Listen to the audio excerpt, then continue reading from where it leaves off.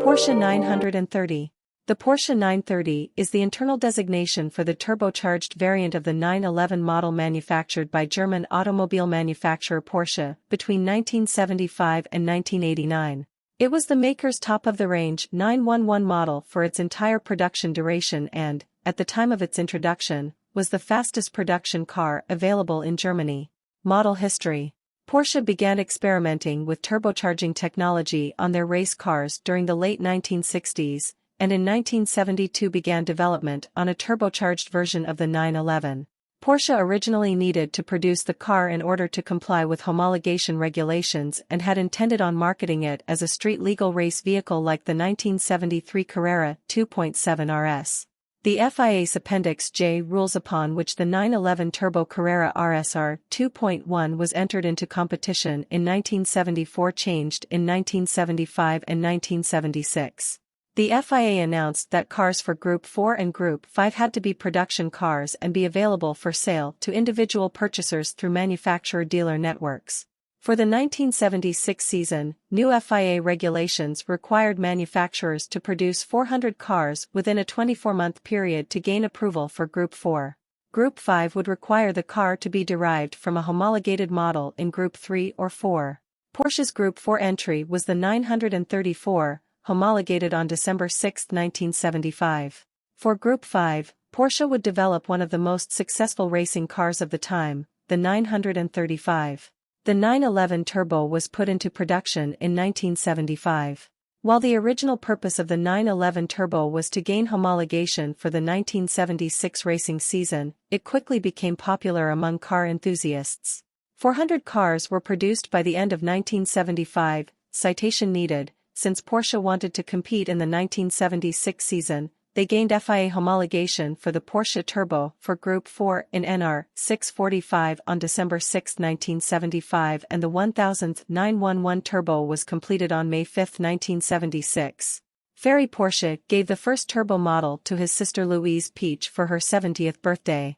Although this 911 Turbo No. 1 already has the large rear spoiler of the later production model, it still has the narrower bodywork of the Carrera, whose lettering at the rear has not been removed. In addition, the 911 Turbo No. 1 has only a turbocharged 2.7-liter boxer engine with 177 kilowatts, 240 horsepower, instead of the 3.0-liter boxer engine installed later. Ernst Fuhrmann adapted the turbo technology originally developed for the 917/30 Can-Am car and applied it to the 3.0-liter flat-six used in Carrera RS 3.0, thus creating what Porsche internally dubbed as the 930. The car utilizes a single KKK turbocharger. Total power output from the engine was 260 PS, 191 kilowatts, 256 horsepower, at 5,500 RPM and 329 Nm, 243 lb-ft, of torque at 4,000 RPM, much more than the standard Carrera it was based on. The engine has a compression ratio of 6.5 to 1. In order to ensure that the platform could make the most of the higher power output, a revised suspension, larger brakes and a stronger gearbox became part of the package, although some consumers were unhappy with Porsche's use of a 4-speed transmission whilst a 5-speed manual transmission was available in the lower trim Carrera. A whale-tail rear spoiler was installed to help vent more air to the engine and to create more downforce at the rear of the vehicle, and wider rear wheels with upgraded tires combined with flared wheel arches were implemented in order to increase the car's width and grip, making it more stable. Porsche badged the vehicle simply as Turbo, although early US units were badged as Turbo Carrera, and introduced the vehicle at the Paris Auto Show in October 1974 before putting it on sale in the spring of 1975. Export to the United States began in 1976. The 930 proved very fast but also very demanding to drive, and due to its short wheelbase and rear engine layout, was prone to oversteer and turbolag.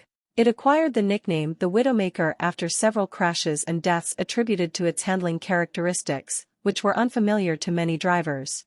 Under certain conditions, applying too much throttle would cause the heavy rear end of the car to swing outward like a pendulum, causing the car to spin out.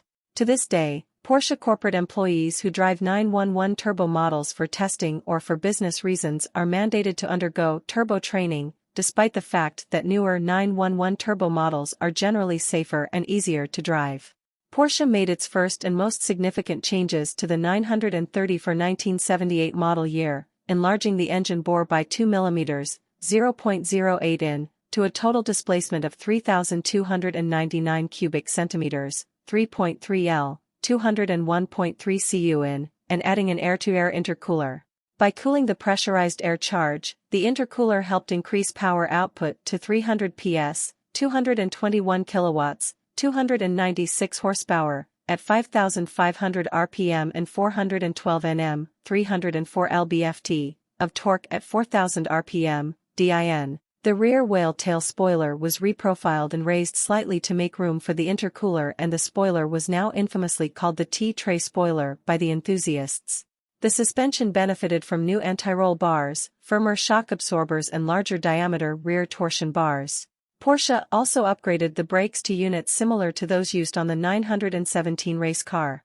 While the increase in displacement and addition of an intercooler increased power output and torque, these changes also increased the weight of the vehicle, especially the engine, which contributed to a substantial change in the handling and character of the car compared to the earlier 3.0-liter models.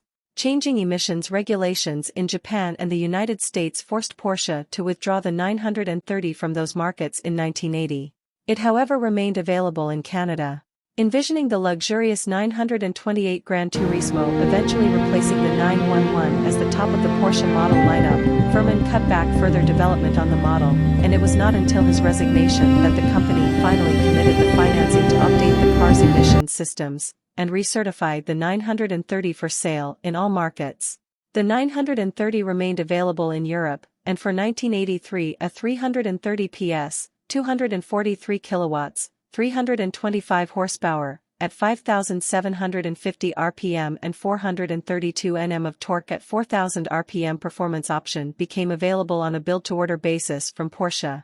With the so-called Werksleistungssteigerung WLS, add-on came a quad-pipe exhaust system and an additional oil cooler requiring a remodeled front spoiler, and units bearing the add-on often featured additional ventilation holes in the rear fenders and modified rockers. By the 1985 model year, 928 sales had risen slightly, but the question remained as to whether it would supersede the 911 as the company's premier model. Porsche reintroduced the 930 to the Japanese and US markets in 1986 with an emission-controlled engine having a power output of 282 horsepower, 210 kilowatts, 286 PS, at 5,500 RPM and 377 Nm at 4,000 RPM of torque. 9. At the same time Porsche introduced Targa and Cabriolet variants, both of which proved popular. Porsche discontinued the 930 after the 1989 model year when its underlying G-Series platform was being replaced by the 964. The 1989 models were the first and last versions of the 930 to feature the Getrag G55 speed manual transmission. A turbocharged variant of the 964 officially succeeded the 930 in 1991 with a modified version of the same 3.3-liter flat-six engine and a 5-speed transmission. Flat-nose slant-nose 930S.